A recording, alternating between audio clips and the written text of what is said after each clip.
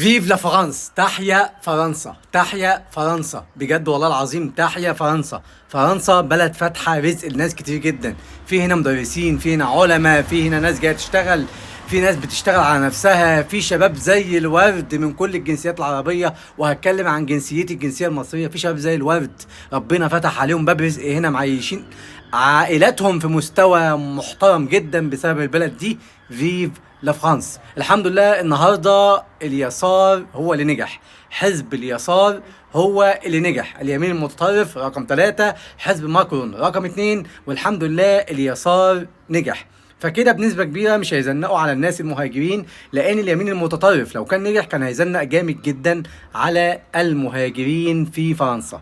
اللي عاوز أقوله في الفيديو دوت لكل شاب نصيحة لوجه الله: احترم نفسك واحترم القانون. بتكلم عن الشباب اللي بتكسر في القوانين، بتكلم عن الشباب اللي ما بتقطعش تيكت المترو، بتكلم عن الشباب اللي ما بتحترمش اشارات المرور، بتكلم عن الشباب اللي صوتها دايما عالي في الشوارع، بتكلم عن الشباب اللي دايما في المترو صوتهم عالي، بتكلم عن الشباب اللي للاسف اهاليهم رموهم علشان يجوا هنا وما يعرفوش يعني ايه ثقافة دول متقدمة ومحترمة زي فرنسا او زي اوروبا عامة. احترموا نفسكم، احترموا نفسكم، احترم نفسك بجد. وبوجه الرساله دي لنفسي ان انا كمان احترم نفسي واحترم البلد اللي انا قدرت احقق فيها نجاحات كتيره جدا، واحترم البلد اللي فتحت لي باب رزقي هنا، واحترم البلد اللي فتحت لي ان هم ما حدش هنا بيواجهني بعنصريه. انا عايش وسط فرنسويين، ما حدش بيواجهني بعنصريه نهائيا خالص في اي مكان.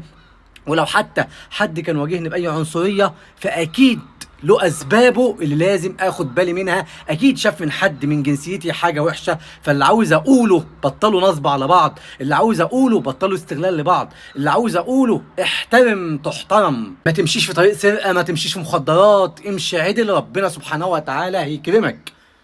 والناس اللي ما بتحبش البلد دي سيبها، انت لو ما بتحبهاش سيبها، ما يبقاش ربنا فاتح لك باب رزق فيها وبتاكل وبتشرب فيها وعايش في مستوى محترم ومعيش اهلك واولادك وعيلتك في مستوى محترم، وتيجي تقول عليها دولة وحشة. سيبها، بلاش عنصرية بجد، بلاش عنصرية عشان احنا عنصريين قوي مع بعض. فيف لا فرانس، احترموا الدولة اللي احنا عايشين فيها.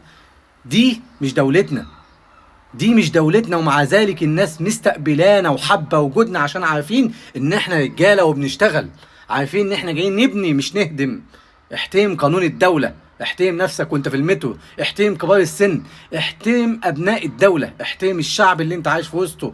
انت ما تتمناش حد يكسر ولا يخرب في بلدك، افتكر ده. ما تتمناش حد يدخل يغتصب خصوصياتك في بيتك.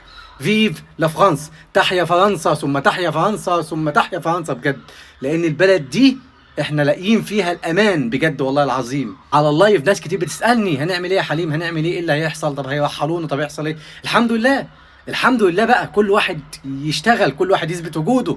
شكرا جدا لحضراتكم، ورسالتي ليا وللناس كلها، ومحدش يزعل من كلامي بجد، محدش يزعل من كلامي، احترم تحترم. فيف لا فرانس، السلام عليكم.